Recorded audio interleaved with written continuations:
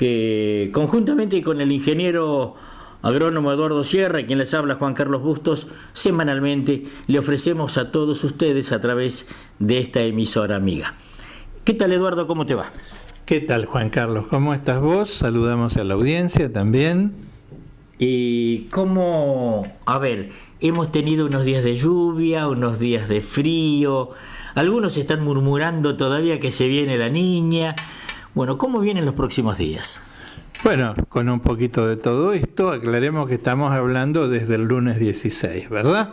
Entonces, en este momento está terminando de pasar el frente que pasó durante viernes, sábado, domingo, que produjo lluvias dispersas, podríamos decir, ¿no? Y ahora está viajando ya sobre el nordeste del país, de manera que vamos a tener precipitaciones sobre Corrientes, Misiones, buena parte del Uruguay, ¿no? Pero por Uruguay ya prácticamente pasó, ahora las lluvias van a ser sobre el nordeste del Uruguay, ¿no? Hoy lunes. Y con lo cual se completa este paso frontal que también ha producido lluvias muy fuera de lo normal en Cuyo.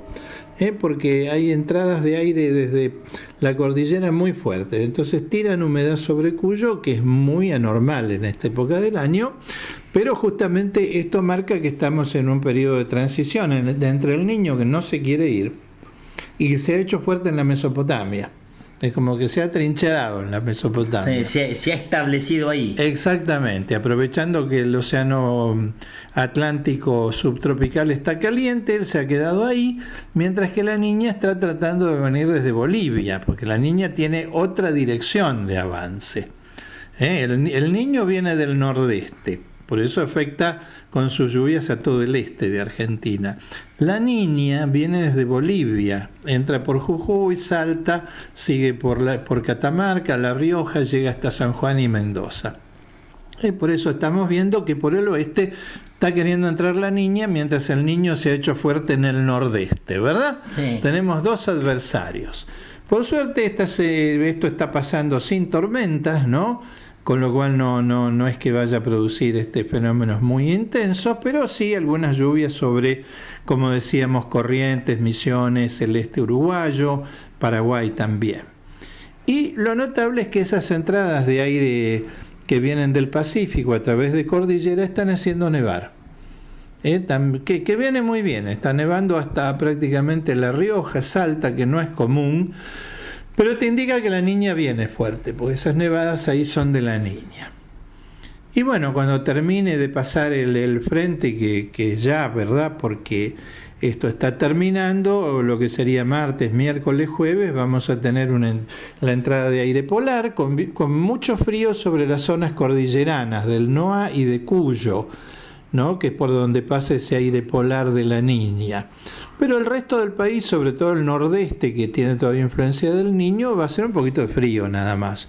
O sea, mínimas de menos de 10 grados, pero superiores a 5 grados.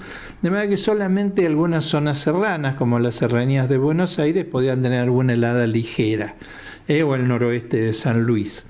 Y con eso ya marca el fin del pasaje de este frente, que va a estar, que ya prácticamente está terminando, y vuelve hacia mediados de semana en la circulación del norte, que de vuelta te marca que lo que es el nordeste va a tener circulación tropical, pero más o menos a la altura de la ciudad de Paraná, Santa Fe, o digamos Marcos Juárez, en Córdoba aproximadamente, ahí es donde llega la masa de aire polar, de manera que hay una divisoria climática que viene mitad del Uruguay para arriba, tiene influencia tropical, mitad de Entre Ríos para arriba, influencia tropical, centro de Santa Fe para arriba, influencia tropical, norte de Córdoba para arriba, influencia tropical, al sur de esa línea, influencia polar. Pero no muy fuerte, de manera que no vamos a tener en esta primera semana que contamos de hoy lunes 16 al domingo 22, no vamos a estar contando heladas fuertes, ¿no? Y ahora continúa lo que ya la semana de mayo. Exactamente, Juan Carlos. Ahí donde tenemos el 25 en el medio. Eso mismo. Y bueno, ahí fíjate que en esta segunda etapa sigue entrando un poquito de calorcito, ¿verdad? avanza un poquito hacia el sur, la masa de aire tropical se mete para el 23 prácticamente hasta digamos el sur de Santa Fe, sur de Entre Ríos. Uruguay no, porque va a recibir circulación del sudeste, o sea que va a estar más fresco, toda Córdoba con temperaturas buenas, ¿verdad?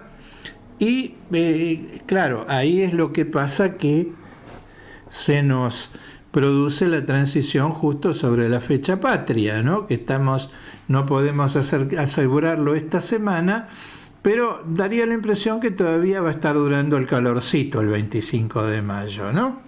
De manera que vamos a tener tal vez hasta lindo tiempo, con poca nubosidad, temperaturas no muy altas, pero se va a poder festejar nuestro 25 de mayo. Pero ya sobre el 26-27 pasa un frente de tormenta de vuelta con algunas lluvias, que van a ser también de vuelta muy desparejas, porque la Niña va a seguir entrando por el oeste. Forma muy temprana va a llover en Salta, en Jujuy, Tucumán, Catamarca, La Rioja, San Juan, Mendoza y el norte de San Luis van a tener algunas lluvias totalmente fuera de época. Y del otro lado, en lo que vendría a ser la fortaleza del Niño, ¿no? Que está trincherado, lamentablemente tiene la trinchera principal, el búnker sobre Corrientes. Y de ahí irradia su acción hacia el sur del Paraguay, hacia el sudeste del Paraguay, región del Chaco, este de Santa Fe, Entre Ríos, casi todo el Uruguay, y ¿cómo se llama? Río Grande do Sul, quiero decir, ¿no?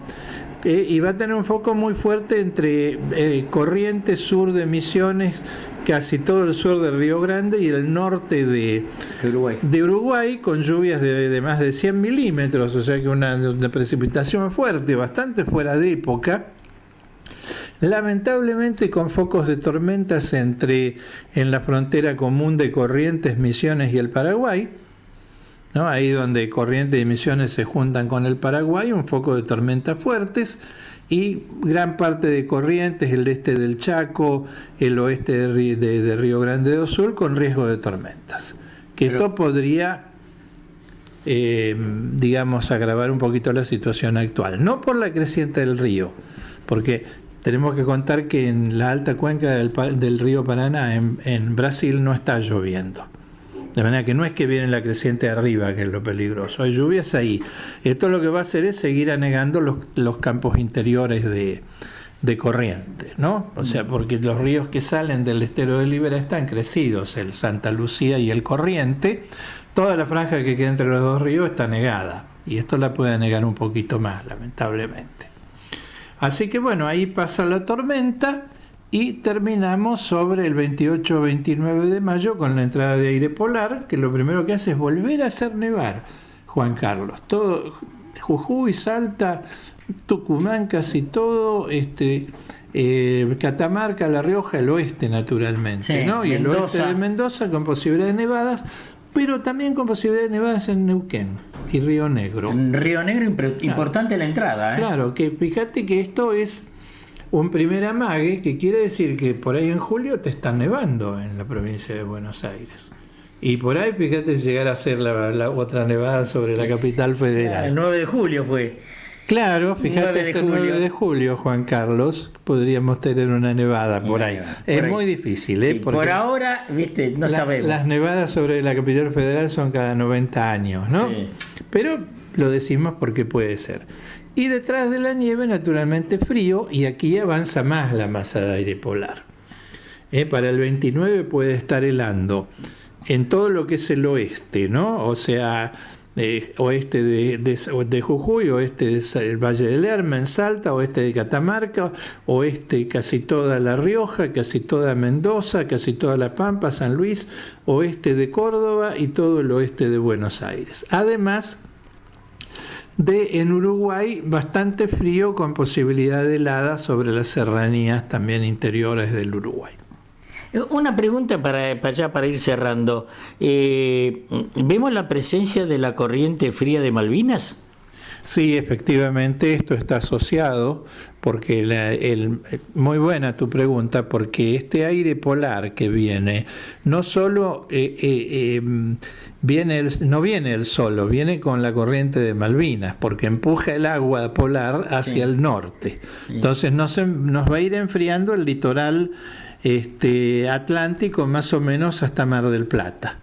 Pero también está muy fuerte la corriente de Brasil, que es la opuesta, que es lo que habilita que el niño se quede ahí en la trinchera. Esté atrincherado ahí. Aparentemente no abandonaría sus posiciones el niño hasta no sabemos cuándo. Aparentemente estaría toda la temporada 2016-17 atrincherado ahí en el litoral fluvial. Con lo cual puede ser una campaña que en el oeste tengas la niña y en el nordeste sigas teniendo el niño. Así que bueno, complicada la situación, pero el clima es así, siempre lo decimos, es dinámico y lo decimos en tiempo de clima. Recuerde, para comunicarse con nosotros, tiempo de clima rtv@gmail.com. Y si no, puede ver nuestros informes en Facebook en tiempo de clima. Muchísimas gracias y nos encontramos la semana próxima. Un plus en tiempo de clima.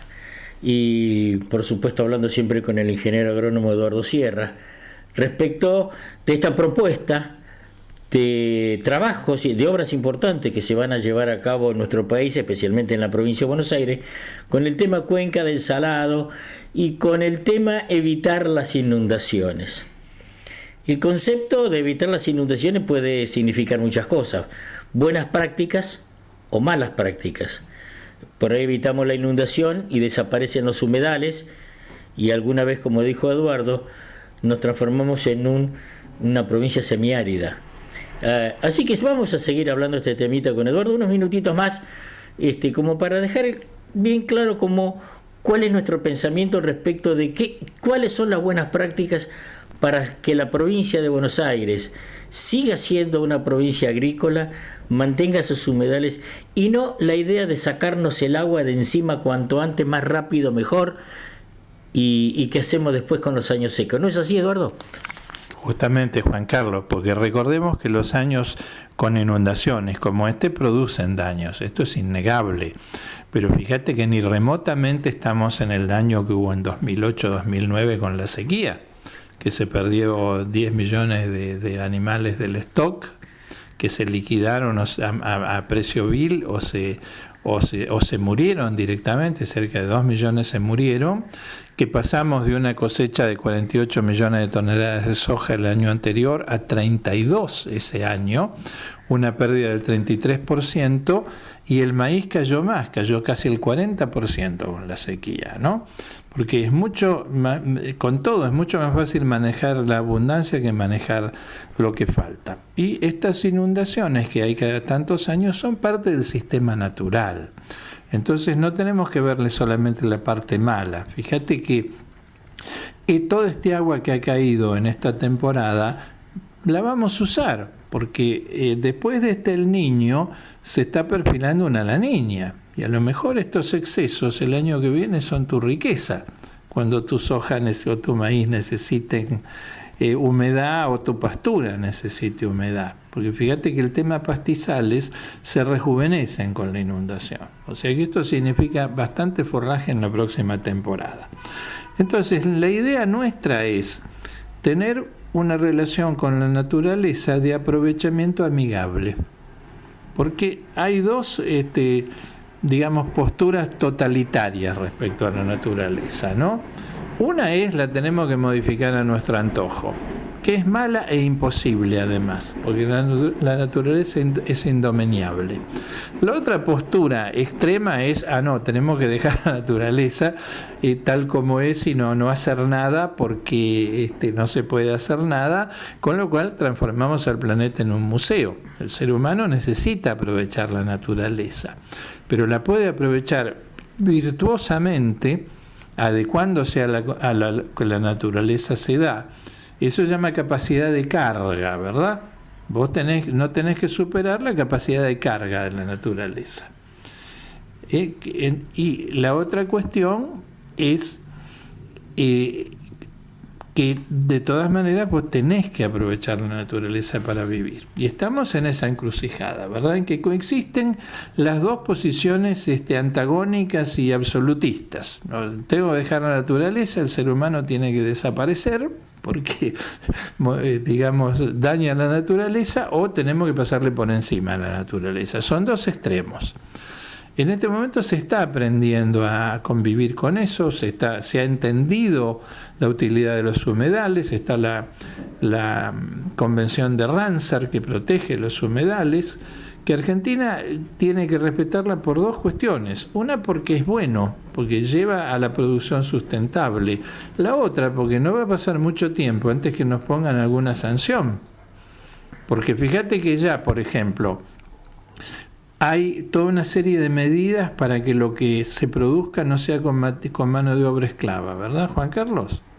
Y pronto va a haber algún tipo de restricción de que lo que se produce no sea dañando la naturaleza, que finalmente eso se transforma en una barrera paraarancelaria, porque nos la van a aplicar cuando les convenga, como los residuos de plaguicidas y todo, que cuando le conviene al comprador te lo aplica.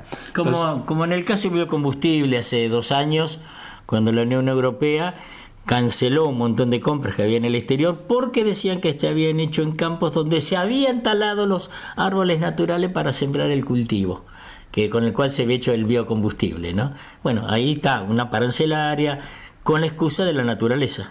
Efectivamente, pero nosotros no podemos quedar vulnerables a esto y estamos corriendo peligro porque a raíz de estas inundaciones ya hay de vuelta toda esa idea de que vamos a volver a una modificación agresiva de la cuenca del Salado, que es nuestro principal humedal. Por suerte, a liberar por alguna causa todavía nadie lo quiere modificar, pero a la cuenca del Salado, cada vez que hay inundaciones se le hace un plan para destruirla prácticamente, pues se lo va a convertir de un humedal en una zona prácticamente va a pasar a ser semiárida, porque la cuenca del Salado en realidad no tiene tan grandes lluvias.